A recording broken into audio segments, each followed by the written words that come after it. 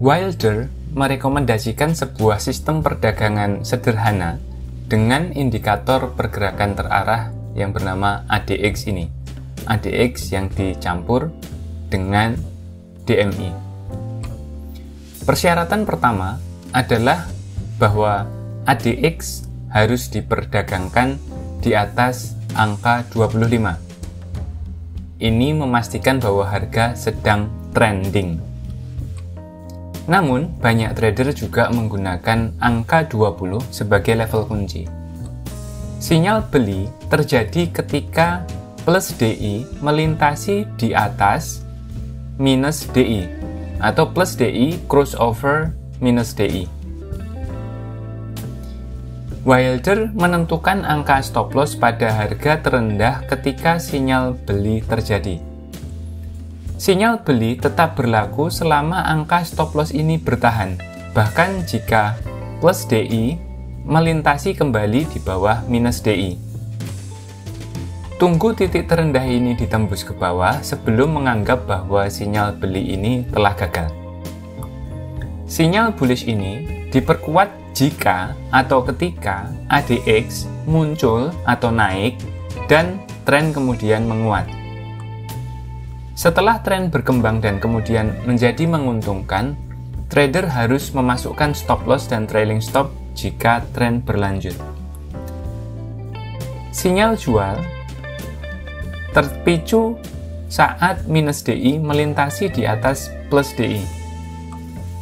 Titik tertinggi dari hari di mana sinyal jual terjadi menjadi titik stop loss. Grafik di layar menggunakan saham atau menunjukkan sebuah saham dengan 3 indikator directional movement, yaitu ADX, plus DI, dan minus DI. Perhatikan bahwa angka 20 digunakan sebagai pengganti angka 25 untuk memenuhi syarat sinyal ADX. Perhatikan gambar di layar baik-baik.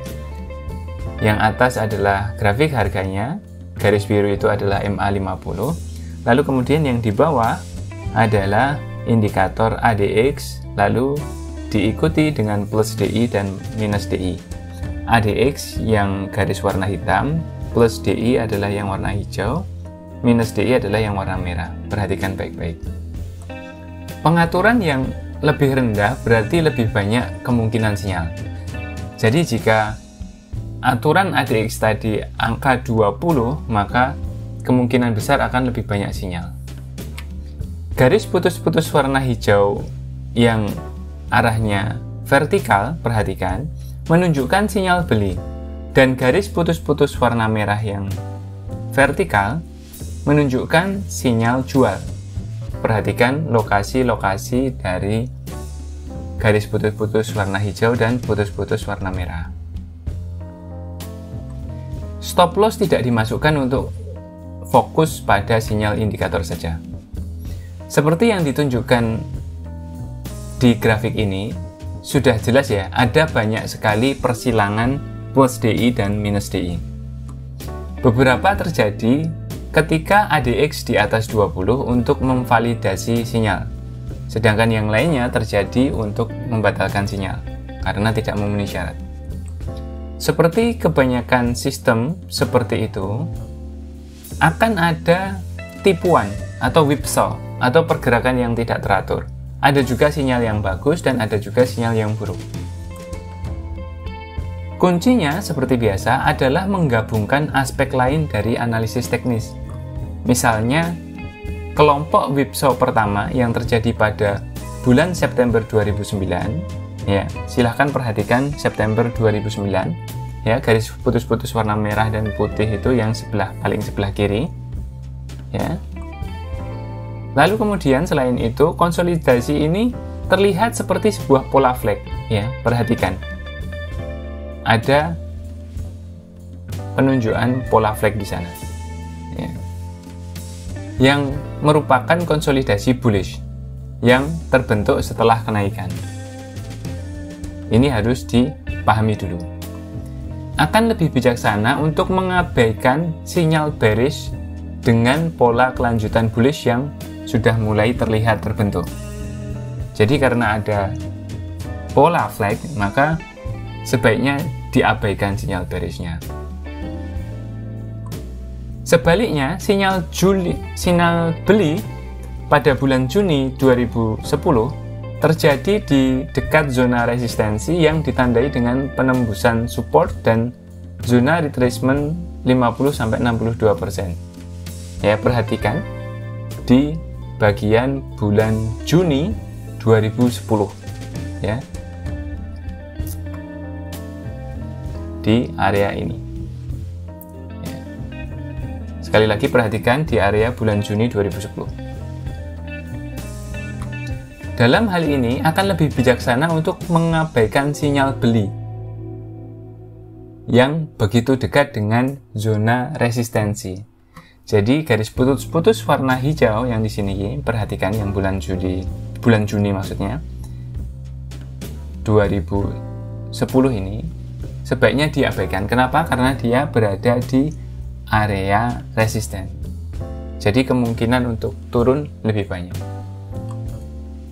Grafik di layar ini adalah contoh lain yang menunjukkan saham dengan 3 sinyal selama periode 12 bulan. Ya, perhatikan. Grafiknya ini kira-kira 12 bulan dan ada 3 sinyal. Ya, yang garis putus-putus warna merah adalah sinyal jual, yang putus-putus warna hijau adalah sinyal beli. Ketiga sinyal ini cukup bagus, asalkan profit itu sudah diambil dan kemudian trailing stop digunakan, itu sudah cukup bagus. Parabolic SAR yang ditemukan oleh Wilder bisa saja digunakan untuk menetapkan trailing stop loss ini. Dan perhatikan bahwa tidak ada sinyal jual antara sinyal beli antara bulan Maret sampai bulan Juli.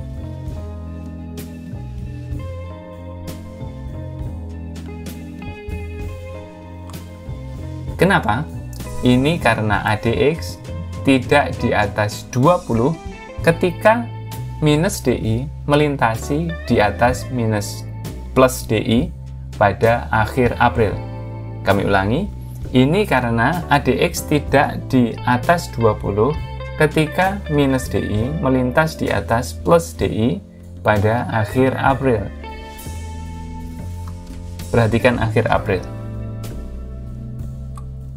Perhitungan indikator directional movement system ini memang cukup rumit, tapi interpretasinya mudah dan implementasi yang sukses dari indikator ini selalu membutuhkan latihan. Crossover plus DI dan minus DI cukup sering terjadi dan chartis perlu memfilter sinyal ini dengan analisis tambahan. Menetapkan persyaratan ADX akan mengurangi sinyal, tetapi indikator yang dihaluskan oleh ini cenderung memfilter sinyal baik dan buruk sebanyak mungkin. Jadi sudah cukup bagus sebenarnya. Dengan kata lain, chartis juga mungkin bisa juga mempertimbangkan untuk melepaskan ADX, ya, untuk melupakan ADX. Lalu kemudian fokus pada directional movement indicator atau plus DI dan minus DI ini untuk menghasilkan sinyal. Yang kemudian sinyal crossover ini akan serupa dengan osilator momentum seperti RSI atau stokastik. Nah, oleh karena itu chartis perlu mencari bantuan konfirmasi di tempat lain. Jadi ini seandainya saja ADX tidak dipakai, yang dipakai adalah plus DI dan minus DI saja, maka itu bisa, tapi harus mencari pengganti dari ADX.